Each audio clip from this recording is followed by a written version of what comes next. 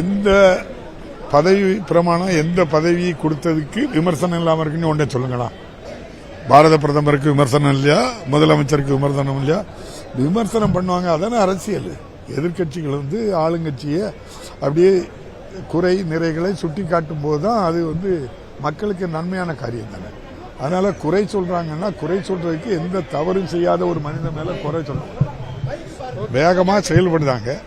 ஒண்ணு இது இல்லை. இப்போ இன்னைக்கு செஸ் ஒலிம்பியா உலகத்திலேயே நம்ம எந்த ஊர்ல நடந்து?